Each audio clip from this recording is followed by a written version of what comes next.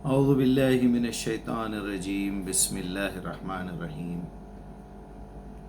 السلام علیکم ورحمۃ اللہ وبرکاتہ۔ یہ تیسرا والیوم ہے، تیسرا ویڈیو ہے، والیوم 3۔ حور کے سبجیکٹ پہ ہم بات کر رہے ہیں کہ یہ حوریں ہیں کیا چیز، کیا یہ کوئی الگ مخلوق ہے اللہ تعالیٰ جنت میں دے گا؟ جب ہمیں یہاں کے جیسے پھل ملنے والے ہیں، شہد کی نہریں بہہ رہی ہوں گی، دودھ کی نہریں بہہ رہی ہوں گی، تکیے وہاں پر ہوں گے، ہیرے جواہرات کا ذکر ہے، موتیوں کا ذکر ہے، جنت کے باغوں کا ذکر ہے، نعمتوں کا ذکر ہے، شراب پلائی جائے گی یہ بھی بتایا گیا ہے جس سے آپ بہکو گے نہیں۔ یعنی تمام باتوں کے باوجود اگر ہم یہ سمجھیں کہ ہمارے ساتھ وہاں رہنے والی کنواری ہوں گی جس کو کسی مرد نے چھوا بھی نہ ہوگا، کسی جن نے بھی ہاتھ لگایا نہ ہوگا، کیا مطلب ہے بھائی بولنے کا؟ کوئی الگ مخلوق لا کے دیں گے آپ کو؟ بھائی جس طرح یہاں کی زندگی میں آپ کو جو نعمتیں دی گئی تھی وہ آزمائش کے لیے تھی، وہاں کی نعمتیں انعام کے طور پہ ملیں گی، اتنا پریشانی کی کیا بات ہے اس میں؟ یہاں جو تکلیفیں ہوتی تھی آپ کو آزمائش کے لیے بھی ہوتی تھی، آپ کی غلطیوں کی سزا بھی ہوتی تھی، آپ کے گناہوں کا کفارہ بھی ہوتا تھا۔ تینوں باتیں کلیئر بتا دی اللہ تعالیٰ نے کہ جو مصیبت بھی تم پہ آتی ہے یا تو تمہاری اپنی غلطیوں کی سزا ہے، گٹکے کھا رہے ہیں کینسر کر لے رہے ہیں، سگریٹ پی رہے ہیں TB کر لے رہے ہیں، بد پرہیزی کر کے شوگر کولیسٹرول بڑھا لے رہے ہیں، ہارٹ اٹیک ہو جا رہا ہے، یہ آپ کی اپنی غلطیوں کی سزا ہے۔ آپ کسی عمارت پہ سے کودی مارتے ہیں، ٹانگ ٹوٹتی ہے، بیلٹ بنا لگائے کہ آپ گاڑی چلاتے ہیں ایکسیڈنٹ ہوتا ہے، بنا لائسنس کے گاڑی چلاتے ہیں ایکسیڈنٹ ہوتا ہے، یعنی یہ آپ کی غلطیوں کی سزا ہے۔ دوسری یہ ہے کہ آپ نے کوئی غلطی کی نہیں پھر بھی مصیبت آ رہی ہے۔ آپ سچ بولتے ہیں لوگ آپ کو جھوٹا کہتے ہیں، آپ وفاداری کرتے ہیں لوگ آپ کو چور کہتے ہیں، آپ قرآن کا کام کر رہے ہیں آپ کو لوگ گمراہ کہہ رہے ہیں۔ یہ اللہ کی آزمائش۔ تیسری مصیبت وہ ہے جب اللہ تعالیٰ آپ کو دیکھ لیتا ہے کہ یہ بندہ میری طرف آ رہا ہے، سارے گناہ چھوڑ رہا ہے، پیوریفیکیشن کر رہا ہے اپنا، تو اللہ تعالیٰ کچھ تکلیفیں دے کے دیکھتے ہیں کہ جس پہ آپ نے احسان کیا، جس کے ساتھ نیکی کی، جس کے ساتھ بھلائی کی، اسی سے گالیاں سنواتے ہیں تاکہ آپ کے ریئیکشن سے یہ پتہ چلے کہ اگر آپ نے یہ کام دکھاوے کے لیے کیا تھا، اپنی خوشی کے لیے کیا تھا تو آپ کو غصہ آئے گا۔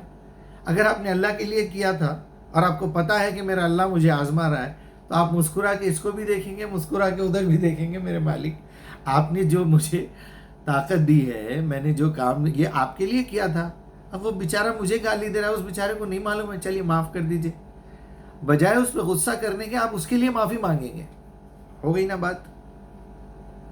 بہرحال یہ وہ تمام باتیں ہیں کہ آپ کو یہاں آزمانے کے لیے بھیجا گیا ہے۔ یہ عورت یہاں کی آپ کو آزمائش کے طور پہ ملی ہے، اس سے بچے پیدا کرتے ہیں آپ کو۔ یہاں بھی جو مزے آپ کو ملے ہیں وہ مزے وہاں بھی ملیں گے، جو تکلیفیں یہاں ملیں گی وہاں جہنم میں بھی ملیں گی۔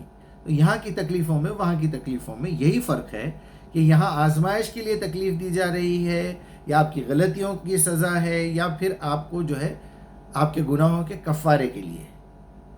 ہو گیا؟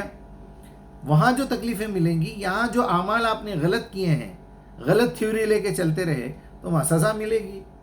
اور سزا کی اس کی جلد جلاؤ، پھر سے اس کی نئی جلد دے دو، اس کے پیشانی کے بال پکڑ کے لے کے آؤ، اور سائنس ترقی کر کے بول رہی ہے جھوٹ یہ ایریا سے بولتا ہے آدمی اپنے دماغ کے، ساری باتیں سن رہے نا؟ یہی زمین ہوگی شاید، اسی کو جنت بنا دیا جائے گا۔ آپ کو پھر سے یہ گولے کی کیا ضرورت ہے جب یہاں رہنا ہی نہیں ہے؟ یہ گول زمین کو پھیلا کے سیدھا کر دیا جائے گا، جنت کے باغات بنا دیے جائیں گے۔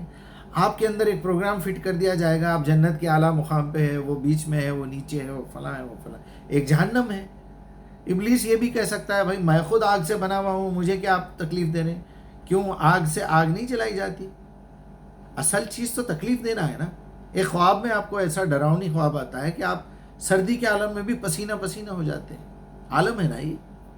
خیر، تو اس میں پریشانی کی کوئی بات نہیں ہے۔ میں نے ابھی پچھلے ایپیسوڈ میں بتایا تھا، سیکنڈ ایپیسوڈ میں، اور اس میں 4 جگہ پوری قرآن میں اس کا ذکر آیا ہے۔ ہم اپنی عقل کو قرآن سے چیک کرتے ہیں، پھر اپنی عقل پہ یا تو الحمدللہ شکر ادا کرتے ہیں، اگر عقل میں کوئی غلطی ہے تو قرآن سے کریکشن کر لیتے ہیں، کیونکہ قرآن وہ میٹر ہے، میجرمنٹ ٹیپ ہے، پوری دنیا میں سے کہیں سے بھی خریدیے 1 میٹر اتنا ہی ملے گا آپ کو، 1 فٹ اتنا ہی ملے گا۔ آپ کہیں کا بھی ترازو لے لیجئے، 1 کلو کا مطلب 1 کلو ہے. آپ کون سا بھی میجرمنٹ ٹیپ لے لیجئے، کون سا بھی کوئی بھی میجرمنٹ کی کوئی چیز لے لیجئے، آپ کو وہ سب ایکوریٹ ملے گی. اسی طرح قرآن بھی ایسا ایکوریٹ ہے. ہاں بھائی یہ کمرہ کتنے میٹر کا ہے، کتنے فٹ کا ہے، کتنے یارڈز کا ہے، وہ آپ دیکھ کے بتا دیتے. آپ کیلکولیٹر پہ دیکھ کے بتا دیتے بھائی ہاں یہ 2+2=4، یہ کیلکولیٹر. کوئی ایک چیز چاہیے نا آپ کو بھروسہ کرنے کے لیے، صحیح کیا ہے غلط کیا ہے، وہ قرآن ہے. اگر میری تھیوری میں کوئی گڑبڑ ہے تو میں قرآن سے چیک کروں گا، اس کے بعد اپنی عقل کو ٹھیک کر لوں گا یا شکر ادا کروں گا. قرآن دیکھنے کے بعد اگر مجھے ضرورت پڑے گی کہ اگر میرا ڈاؤٹ کلیئر نہیں ہو رہا، یہ نہیں ہو رہا، تو پھر میں نبی کی زندگی دیکھوں گا. وہاں بھی مطمئن نہیں ہوا تو پھر نبی کے بعد 100-200 سال کے بعد جو احادیث لکھی گئی ہیں ان میں شاید کوئی بات مل جائے، کسی امام نے لکھ دی ہو، کسی بڑے مفسر نے اپنے دماغ کی جو ہے کرامات پیش کی ہو. تو اس میں آخری میں سورہ واقعہ 56 نمبر پہ ہے اور 22 نمبر کی آیت ہے. پھر سے 7 منٹ ہونے والے ہیں، بڑا مزہ آنے والا ہے. یہ پورے ایپیسوڈز دیکھیے. مجھے پتا ہے لمبے لمبے ایپیسوڈز لوگ نہیں دیکھتے، اس لیے میں نے اس کو شارٹ کر کے 7 منٹ میں بات کو ختم کرنے کی کوشش کی ہے. اب میں آپ کے سامنے ایک ایک آیت ایسی پیش کرنے والا ہوں اور ایسے سے دلائل دینے والا ہوں کہ دماغ ٹھکانے پہ آ جائے گا. اور زندگی بھر اس موضوع پہ بڑے بڑے لوگ مذاق اڑا رہے ہیں، قرآن کا، حوروں کا، نبی کا، مسلمانوں کا. شرم آنی چاہیے ہم کو کہ کوئی جواب دینے والا عالم نہیں ہے. کوئی بولا تو پھر اس کے پیچھے پڑ جاتے. یعنی وہ لوگ جو قرآن کی بے حرمتی کر رہے ہیں اس سے تو لاپرواہ سو رہے ہیں ہم لوگ.